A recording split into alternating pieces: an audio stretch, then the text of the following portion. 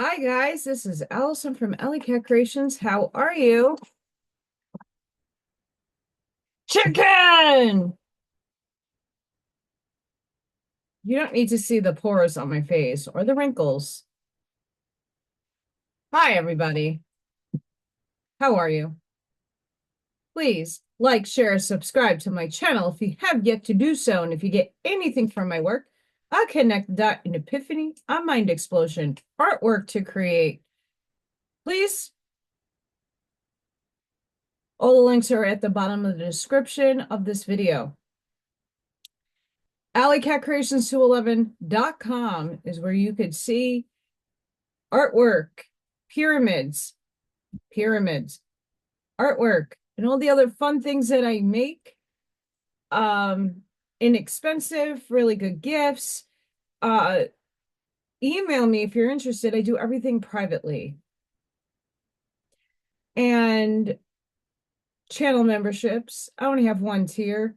It's a really good way to support this channel and help me keep it going. Channel member perks, you get free entries into raffles. How exciting is that?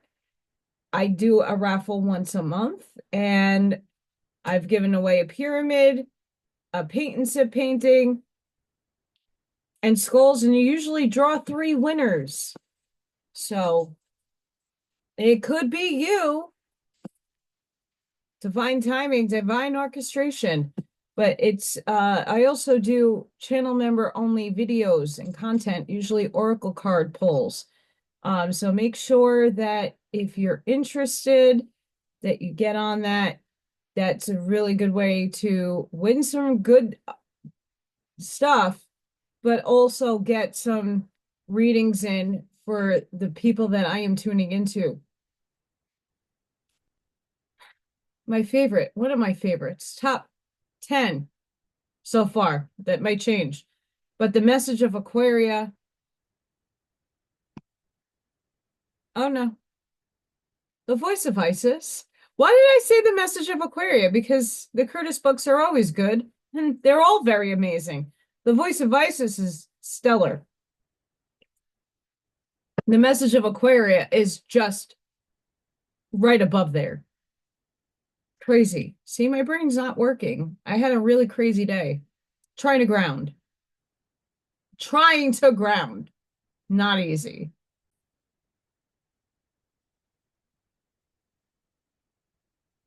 Chapter 13. A brief outline of evolution, the relation of the masters to humanity.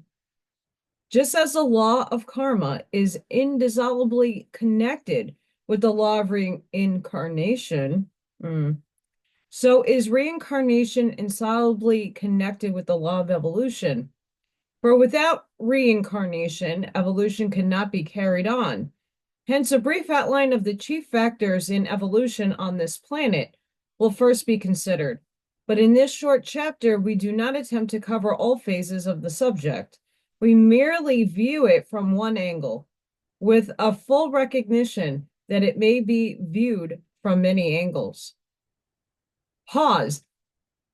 I love that.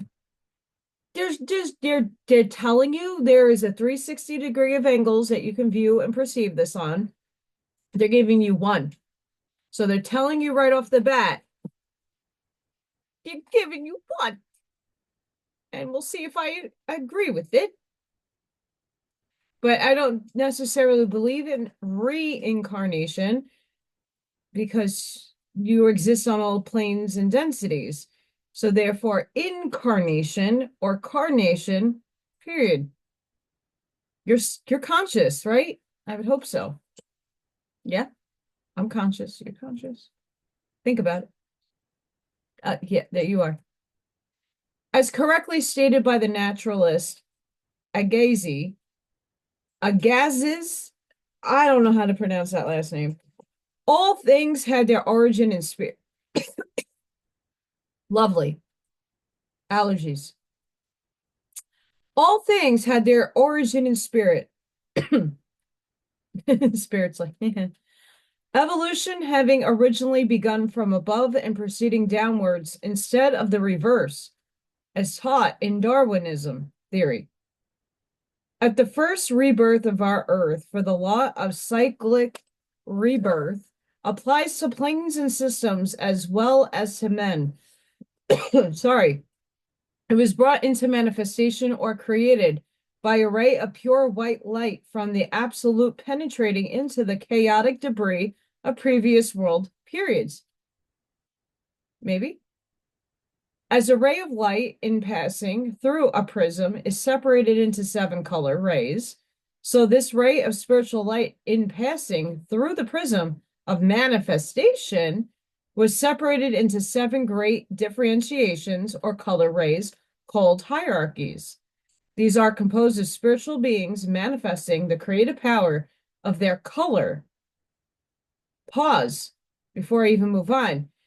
The Phoenix Journals, I have them on this channel. I read them. Each one of the Ascended Masters comes in and claims a color ray. Like Saint Germain of the Violet Flame is coming in on the violet ray. Right? Daniel Scranton, if you listen to him, talks about Saint Germain often and channels him. And he always implies violet ray. Serapis Bey, Kumara, Kuan Yin, they all come in different colors. So it is very good to know that this holds some validity. For just as science has demonstrated that every color has its special and characteristic work in the world, think about our chakras. So each of these spiritual color rays has its own part to play in the evolution of both man and the lower kingdoms. Each ray is presided over by one of the manifestations of deity collectively, spoken of in the Bible as the Elohim, in Eastern teachings as the Rishis, sons of wisdom, who needed this manifestation to perfect their experience and to prepare conditions to further the evolution of the lower beings, the humanity of this globe under their charge. The great spiritual masters constituting the higher degrees of each ray gain their godlike perfection in previous world periods of almost immeasurable length and gain mastery over the cosmic forces while upon the lunar chain of globes.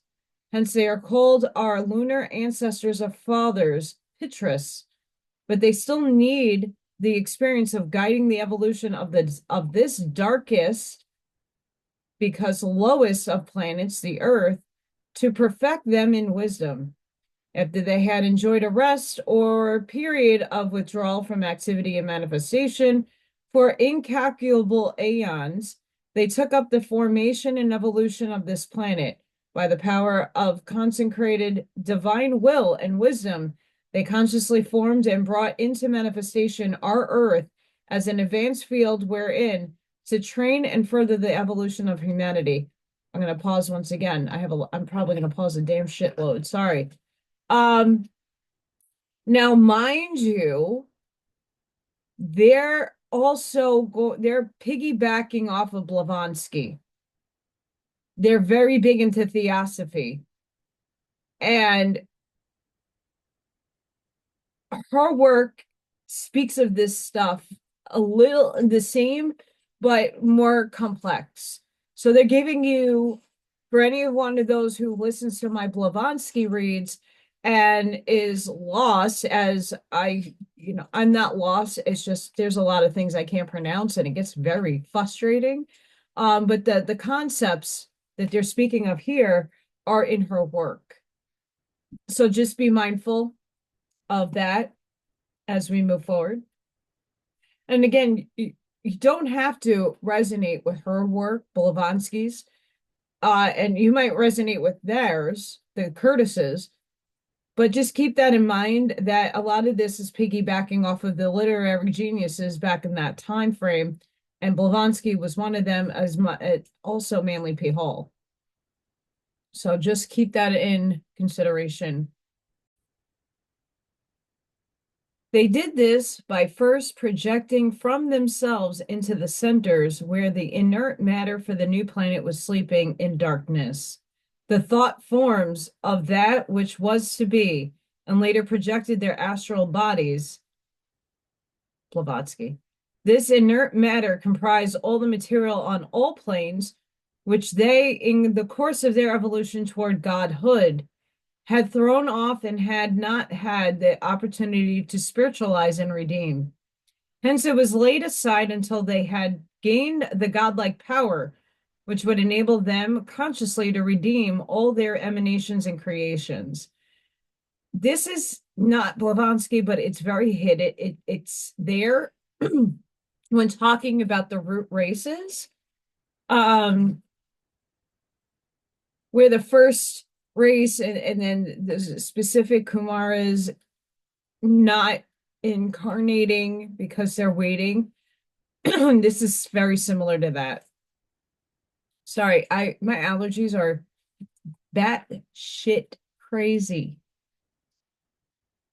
If each soul was required to redeem in one life all its mistakes and spiritualize every atom with which it had been connected in even one life, the cycle of necessity would be never ending. We've been on this one forever. Instead of this, all tasks that are beyond the strength of the soul in any one incarnation are held back until it has grown strong enough, little by little, to work them out. However, the essence of all the mistakes remains with the evolving planet as a part of the world karma. So that when the evolving soul reaches the point where it can begin consciously to redeem its leftovers, it would also help to redeem the same influences in the world karma. Here we are, humanity! We're in the world karma! Yay! Because enough of you did your work, and now we're suffering as a projection of your preconceived idolations. Hi. We're here. This is it. World karma. We're letting it go. We are purging the beautiful event that's going to happen on Pi Day on Friday. Hi. We are going through world karma, and a lot of individualizations are, many of us are changing, evolving, moving out the old shit in order to gain new shit. So a lot of purge is happening, and that is our outside world. The movie. Sorry, had to. I'm funky today. During the first two cyclic day periods of the earth, the Elohim are said to have passed through the whole triple cycle of the mineral, vegetable, and animal kingdoms. In their most ethereal, filmy, and rudimentary forms, in order to clothe themselves in and assimilate the nature of the newly formed chain. After etherical human forms had been evolved by these lunar fathers, at the close of the third day period, they gradually became so dense that it may be said that they clothed themselves in flesh, coats of skin.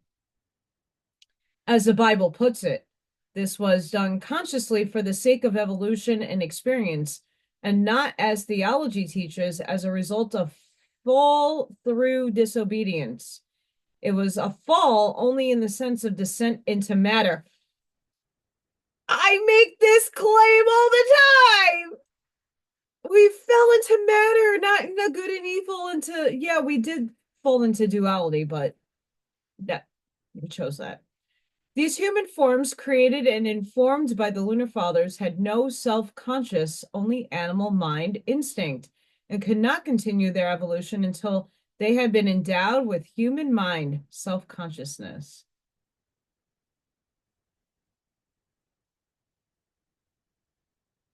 Okay, pause. Sorry. I'm giddy. I'm giddy. Like, I'm reading this with you guys, right? I've been saying the same thing for a long time, especially when Hillel starts going through me. Hillel's like, no, it's not this big battle that you think it is, because that's what they want you to think. I'm giddy. Animal consciousness obtains to its ultimate perfection in reason, while human consciousness obtains to its ultimate perfection in the direct knowledge gained through intuition. As a whole of a species is guided by one group soul, instinct is the power of the animal to respond directly to the consciousness of the group soul.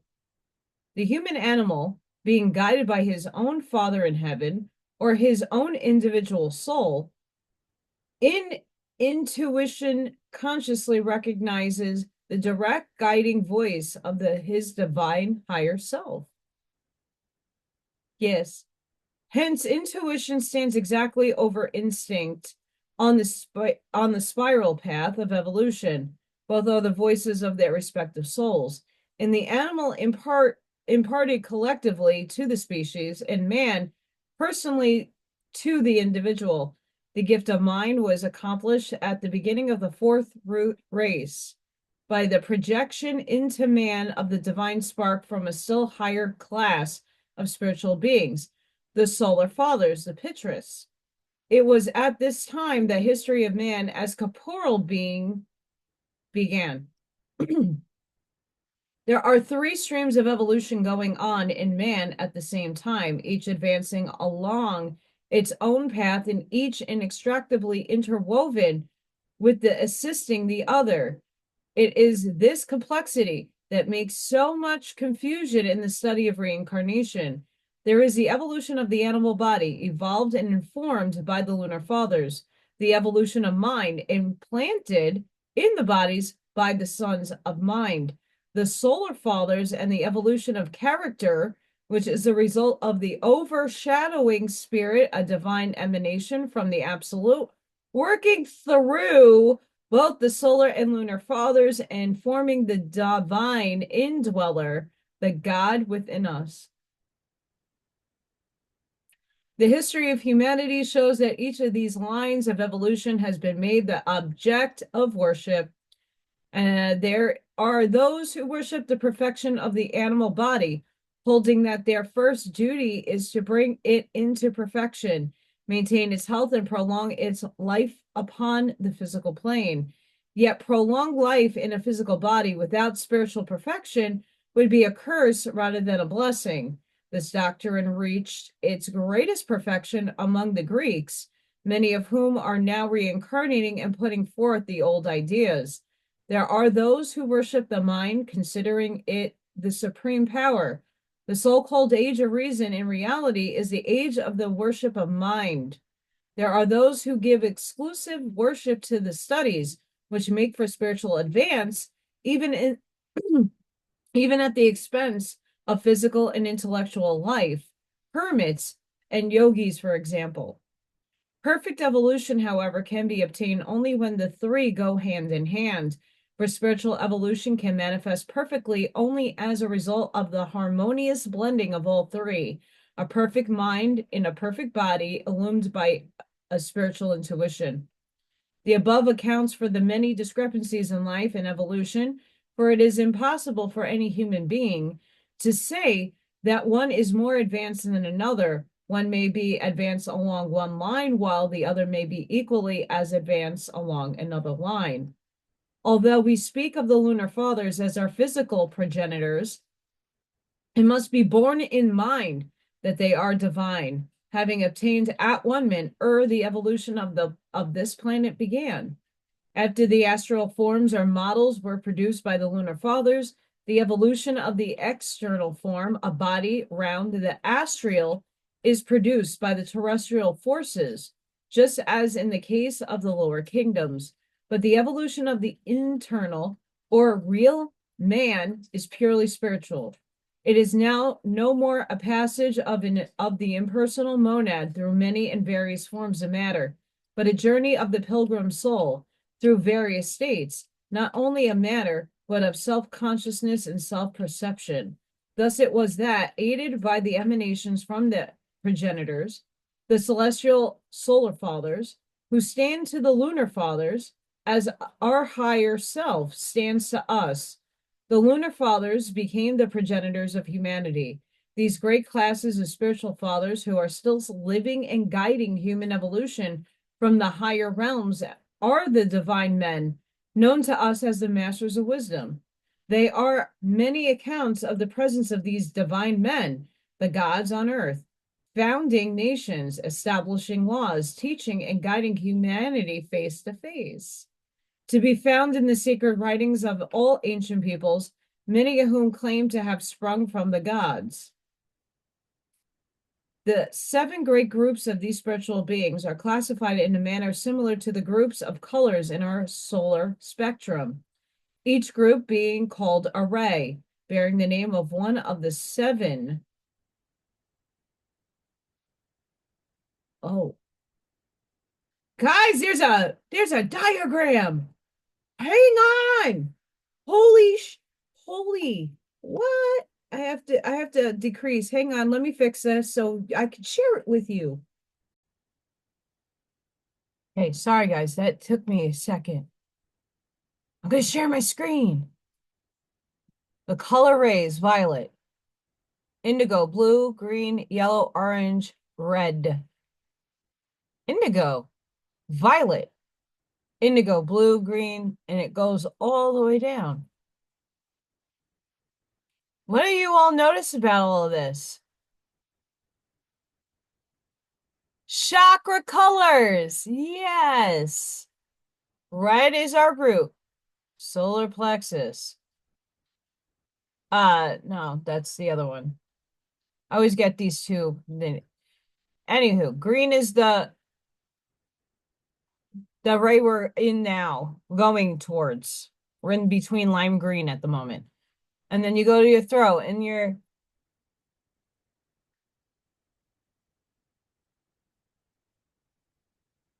I know. I'm excited. I'm excited.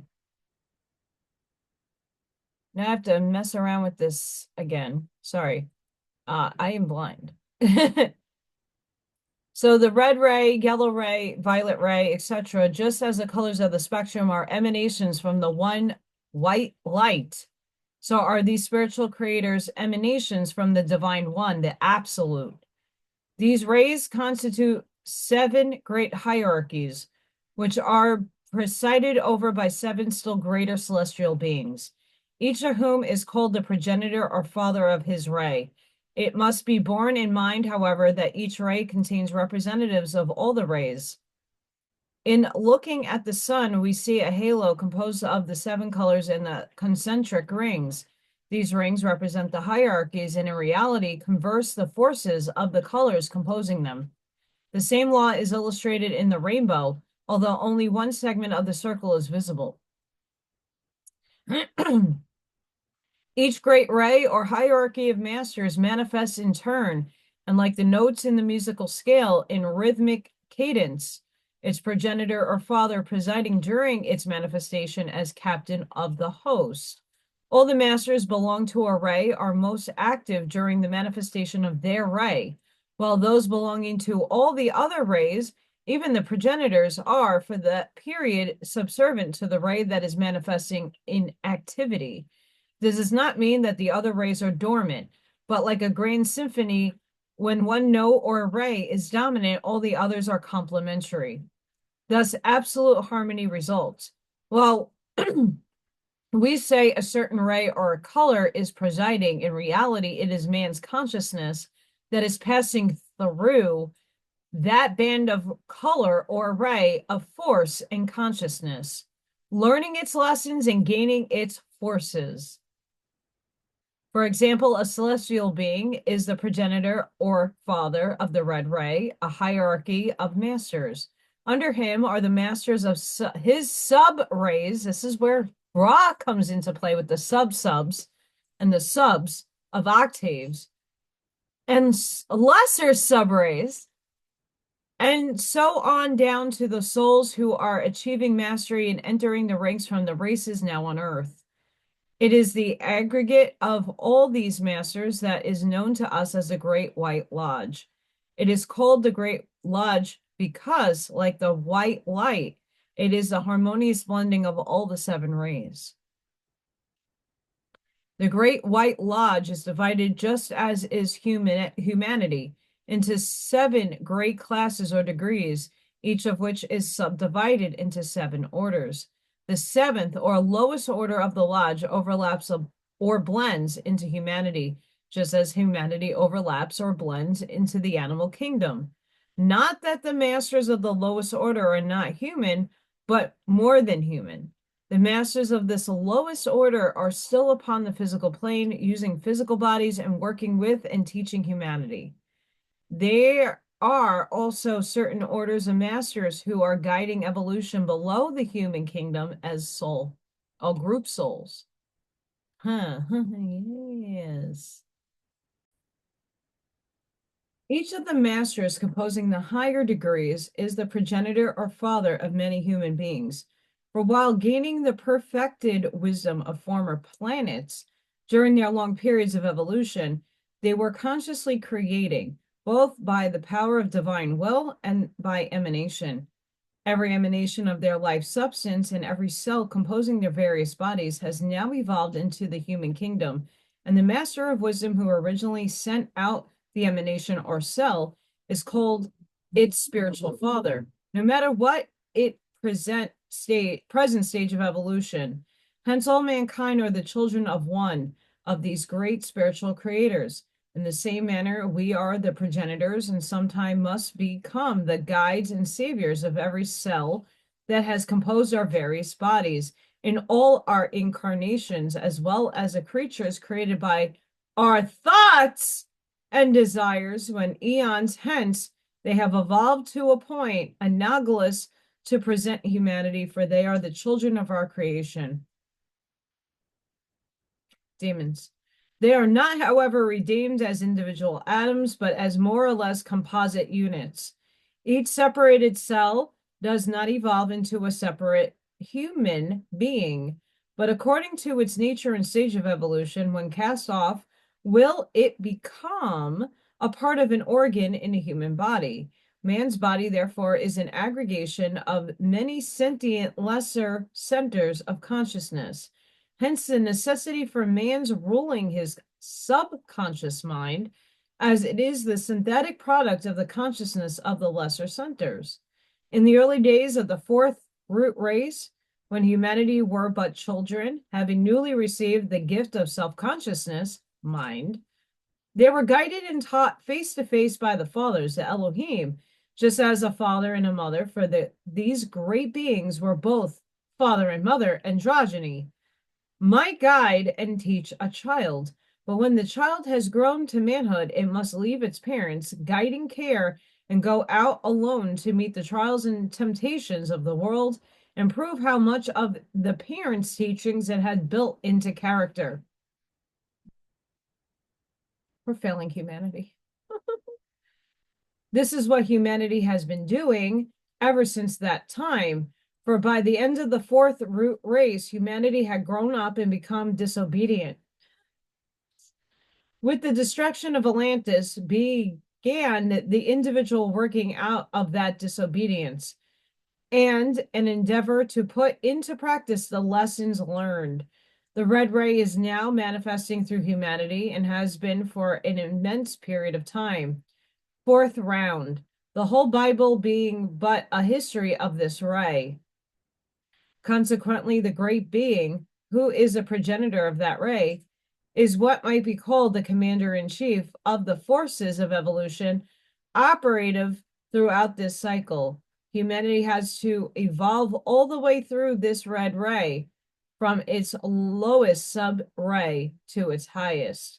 Having passed the middle point of its densest manifestation, humanity is now upon the upper arc toward more spiritual states of being. As the occult maxim, as above, so below, and vice versa, holds good for all planes and all laws in reality, there being but one great law. To form a conception of what lies before us, we have but to consider what the lower aspects of red stand for. Red is the color of the blood, which in the body carries the life force. Hence, in its lower aspect, red is expressed by anger, passion, war, anarchy, and bloodshed. It is through these expressions of the force of the red ray that humanity has been struggling until it has reached the point where the lessons of the lower octave must be registered in the higher. The lifeblood of humanity has reached the point where, laden with the vileness and the effluvia of animal man, it is being purified by the breath of the spirit, and henceforth must take on new tint, just as the physical blood is purified and changes its color in the lungs. Anger purified becomes love force. An energy that will conquer all difficulties. Passion must be turned to fervor and ardor for spiritual union. War turned into spiritual warfare, where good triumphs over evil, light over darkness, anarchy becomes one law of brotherhood. Bloodshed becomes the pouring out of the spiritual life force, for as blood carries the physical life force, it corresponds on the higher planes, is the vehicle for the spiritual life force. The highest tint will be reached when the spiritual sun shines through this red ray and permeates it and brings out the rose tint of Christ, love, and brotherhood. The vision of St. John was as portrayed in the book of Revelation and commonly accepted as a description of the end of the world, is simply the winding up of the dominance of the red way. Although the same symbolic teaching arc given in the book of Enoch, it does not mean that St. John copied from Enoch, but that both were teaching the same universal truths received from the same divine progenitor. In the Bible, much prominence is given to the word blood and the blood of the Lamb, which was slain from the foundation of the world. This refers to the force of the red ray, which is the lifeblood of humanity, predominating as it does as the beginning of every sub-race, and thus running through and permeating the whole root race. Those which came out of great tribulation and have washed their robes and made them white in the blood of the Lamb are the ones who have learned the lessons of the red ray, the lessons of the vital life force, and have thus washed their garments body white and pure in the stream of living spiritual force. They are those who have fought the good fight and crowned victors, ready to take up the lessons of the next dominant ray. Only by evolution through all that pertains to the red ray, spiritual life force of the soul, its blood, so to speak, can humanity be washed in the blood of the Lamb and be redeemed. Certain texts in the Bible regarding blood, which are repulsive and inhumane in their exoteric meaning, if looked at in the light of the above explanation, at once take on new significance. Even the most absurd and revolting hymn, "There is a fountain filled with blood, drawn from Emmanuel's veins, and sinners plunged beneath that flood lose all their guilt strains," becomes quite comprehensible when viewed from this standpoint. You have no real spiritual life in you until you have correlated with the higher aspect of the red ray, which is indeed the blood of the Christ.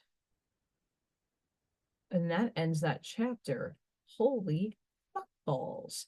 That was immense.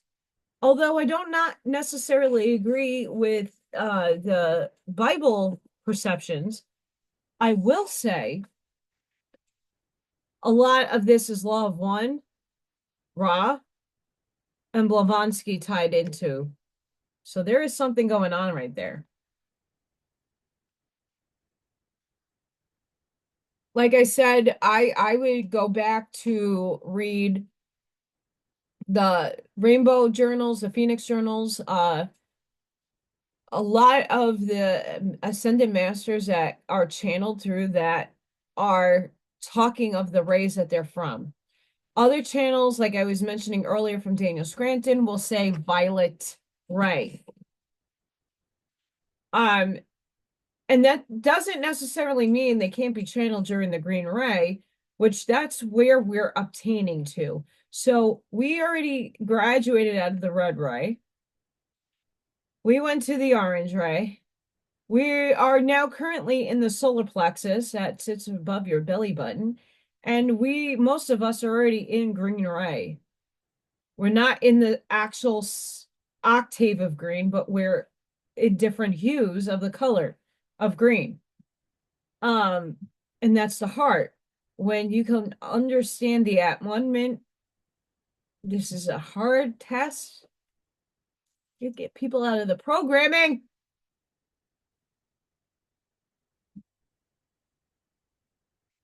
I love you regardless, no matter what ray you are sitting in. The world karma, we would equate this to red ray, right? The world has to emerge into the orange.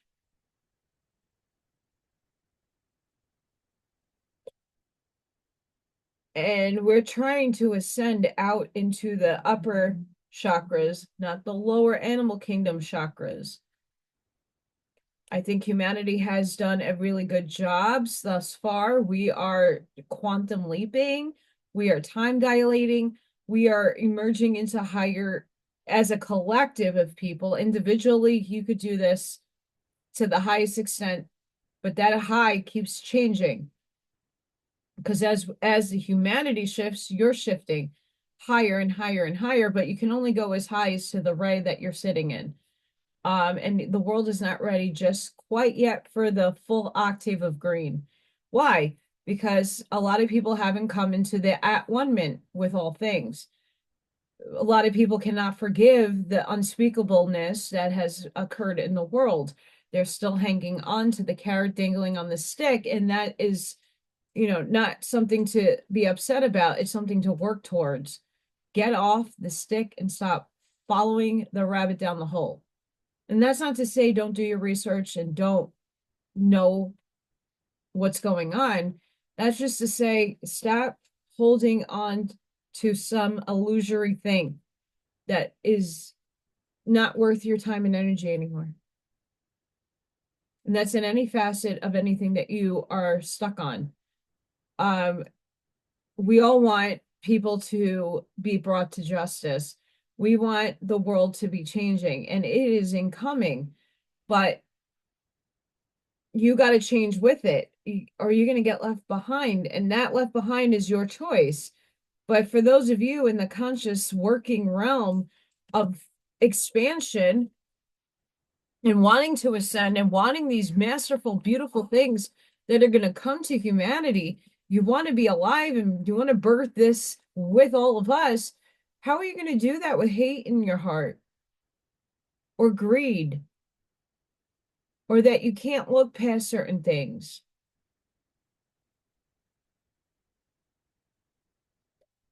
We're at the moment in time where we're being asked to look at what we want as what a preference, a preferred thing over a not preferred thing.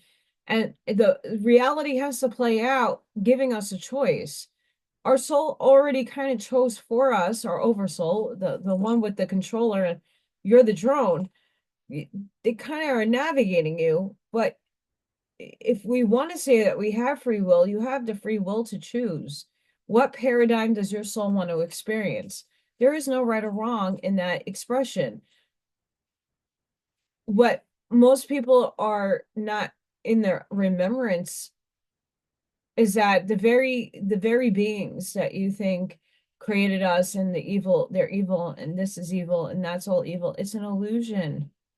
Get over yourselves. There is no spiritual war. Because past sixth density, there is no war. Everybody's at one with knowing.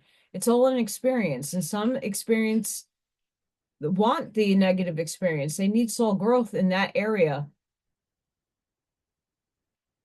This is not easy to contrive, to conceive, to even think about. But what I want you to take home from this chapter is that be aware that there is world karma and you're a part of it. Also be aware that you are one of these beings in a fractal form. Act as if. It's hard each and every day in our everyday life is a test. And each day, like I came home today, I'm like, I got to do a reading because I can't even study. I can't, I don't even have the brain capacity to look at art words. It really bothers a lot of the energy when we're not looking into the at-one-ment. If this book and all the other Curtis books doesn't help shed some light on what needs to happen for you to move forward in more of a biblical sense, oh, but that's esoteric work. It's Gnostic. It doesn't, nope. I need the literal translation. I never read the full Bible. I have only read various amounts of quotations and Genesis and Revelations. That's the only things really I have really ascribed myself to read. I was never raised in a Catholic Christian household, so I would not know much. But what I do know is Christ consciousness is growing within all of us. It is here, and we need to embrace it, and we need to understand that everybody is where they're at, and it's where they're supposed to be. And I have to remind myself that every day. And then I kick myself in the ass, which I still can do. Because I'm not a happy camper. But such is life. So, monumental chapter. This book is monumental. A lot of their work is monumental. And I can't wait to go on further. Everything has divine sorting out and divine timing. And every time I read one of these chapters, it's literally in divine timing that it's appropriated to be. So take what's going on in your outside world and really reflect on, is it serving your energy or not? Act as if you are the angel. Act as if you are Jesus. Act as if you are one of these creators embodied in a human form. Take that responsibility and own it. Claim it.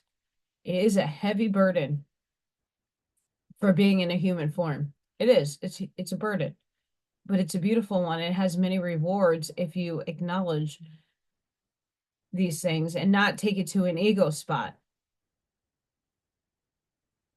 So, as always, please go within and know if this meshes with your alignments. If it doesn't, just let it go. Not meant for you. And that's okay. You'll find other work that meshes with you. But until the next time, guys, sending each and every one of you love, light, compassion, grace, shielding, and protective energy. Please go within. First and foremost, out of anything that you hear, absorb, expand upon, go within. Be the shoulder for somebody physically. Be the lighthouse. Seed your truths. And I hope to see you all in the next one. Thank you for watching. Thank you for your abundance, your help, your guidance. All of that is so much needed right now. I'm at my cliff, my metaphorical cliff, gonna jump off at any moment. Things suck. And I'm still unclear. I have a path now that I want to obtain that's gonna take time. But in the meantime, I'm fucked. And it's not without the lack of trying and showing up every day and being present for myself. It just, life doesn't want to work out. And whew, lots of ground, a lot of changes happening. So hope to see you all in the next one. Thank you for watching and have a blessed and beautiful day. Bye for now.